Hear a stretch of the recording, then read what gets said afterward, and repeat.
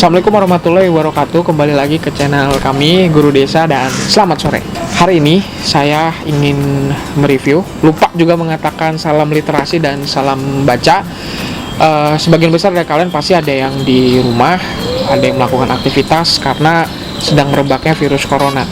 Tapi tidak masalah, bagi kalian yang sulit membaca buku atau tidak ada waktu membaca buku juga sama sekali tidak masalah. Yang terpenting adalah kalian harus mensubscribe dan mengikuti channel Guru Desa, sebab kami akan mereview beberapa buku. Salah satunya adalah buku karya Richard Carlson, dia bestseller, judulnya Jangan Membuat Masalah Kecil Menjadi Masalah Besar.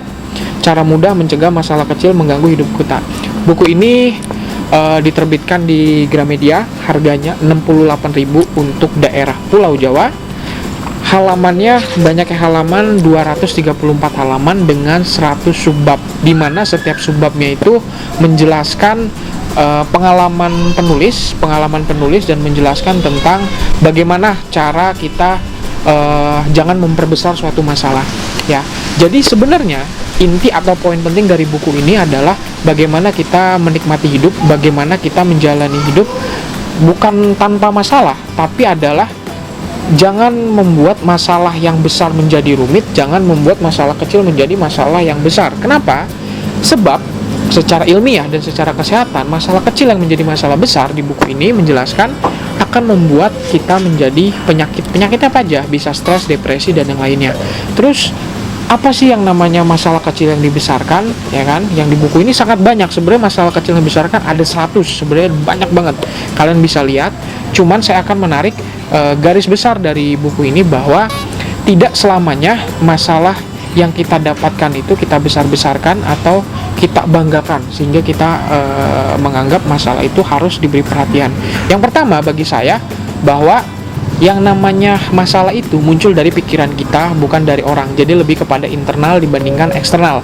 Sehingga sangat perlu bahwa apa yang terjadi itu kembali kepada kita. Misalkan kalian pernah dibuat kesal oleh teman, kalian dibuat telat, misalkan kalian buat janji teman kalian telat, kalian disakiti orang, atau kalian apapun yang membuat orang lain itu sehingga kalian kesal. Sebenarnya itu bisa kita antisipasi dengan jangan membuat masalah kecil tadi itu, sebenarnya itu bisa dipandang sebagai masalah kecil, tapi jangan dipandang sebagai masalah besar. Caranya gimana?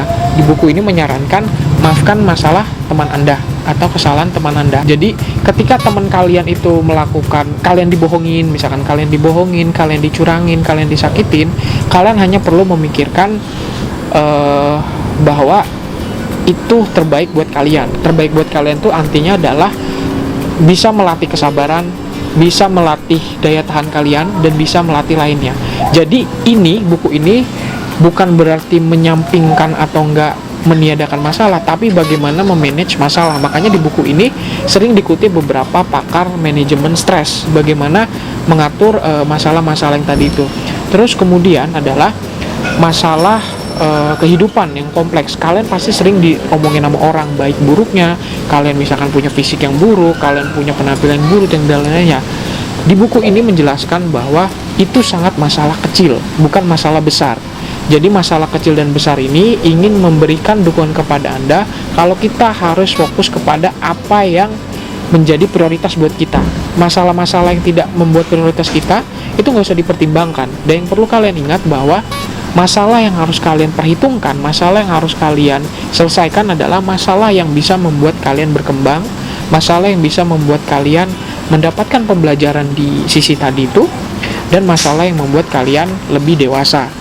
Kemudian yang menarik dari buku ini sebenarnya adalah bahwa hidup bukanlah keadaan darurat. Maksud keadaan darurat, kalian pernah.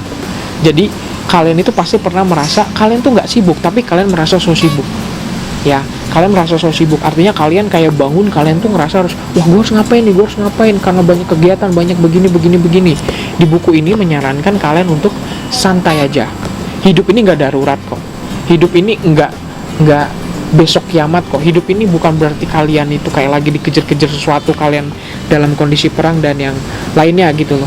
Kemudian poin yang lainnya adalah kita harus fokus pada apa yang sudah kita miliki, bukan apa yang belum kita miliki gitu loh. Kebanyakan dari kita itu terlalu berfokus sama apa yang dimiliki orang. Oh, orang ini punya ini, akhirnya kita nggak bersyukur. Jadi kunci dari kehidupan di sini adalah bagaimana kita bisa memanage masalah dan ketika kita bisa manage masalah, salah satunya adalah kita mensyukuri apa yang sudah kita punya, apa yang sudah kita miliki, tanpa membandingkan apa yang dimiliki oleh orang lain. Kemudian kita juga harus puas dengan apa yang sudah kita dapat. Mungkin diantara kalian ada yang, kok usia gue gini belum ada yang punya mobil, belum punya motor, atau belum punya apapun gitu loh. Dan itu kalau kalian pikir-pikir, itu sebenarnya masalah kecil, tapi itu nanti bisa menjadi masalah besar. Solusinya apa? Yaitu kalian harus bisa melihat diri kalian apa yang patut disyukuri dan orang lain belum mendapatkan. Jadi fokusnya adalah kita harus puas pada apa yang diri sendiri. Misalkan kalau kalian belum punya harta, belum punya ini, siapa tahu kalian sudah punya perempuan atau punya calon yang sangat baik. Misalkan kalian belum punya perempuan tapi kalian sudah punya harta, atau enggak kalian nggak bersyukur sama dapat pekerjaan karena kalian mendapatkan S2 misalkan. Kalian harus bersyukur kalau di luar sana banyak yang belum mendapatkan pekerjaan. Jadi kita jangan terjebak sama pikiran kita, yang membuat masalah kecil itu menjadi masalah besar. Di sini juga ada poin yang menegaskan bahwa sebenarnya orang di sekitar kita itu memiliki pembelajaran buat kita. Kayak tadi, kalau ada orang yang membuat kita kesel atau nggak apa, itu melatih kesabaran kita. Jangan dibuat stres. Saya ambil contoh. Ketika misalkan kalian itu ngantri mendapatkan makanan atau beli di suatu warung atau nggak di tempat toko, kalian ngantri karena kalian terburu-buru, kalian menjadi kesal, ya nggak?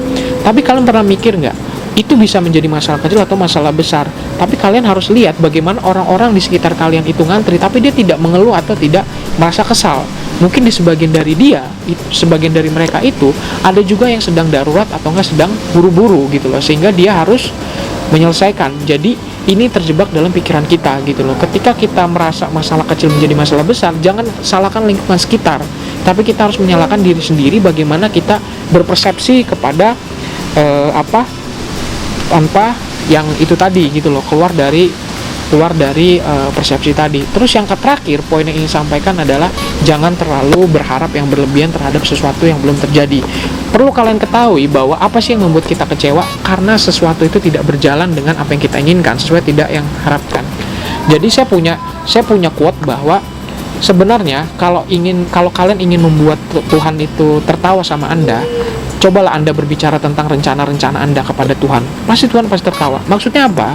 Nggak selamanya apa yang kita rencanakan, kita inginkan itu terjadi begitu mulus gitu. Misalkan tahun depan mau beasiswa S2 tapi belum tentu dapat.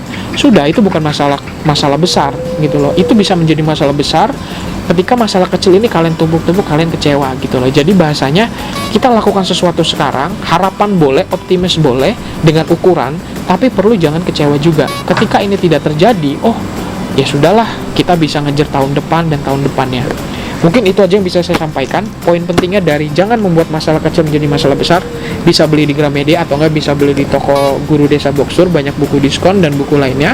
Kemudian poin dari ini adalah salah satu mencapai kehidupan besar, salah satu mencapai kebahagiaan, kesejahteraan dan ketenangan dalam batin adalah mengolah stres dengan tidak mengubah masalah kecil menjadi masalah besar. Masalah kecil harus diselesaikan dan masalah besar jangan dibesar-besarkan. Cukup itu dari saya. Jangan lupa subscribe. Saya ingatkan, kalau kalian malas baca buku, nggak masalah, yang penting kalian ikut mereview buku ini. Sekian dari saya, salam pustaka dan salam baca. Wassalamualaikum warahmatullahi wabarakatuh.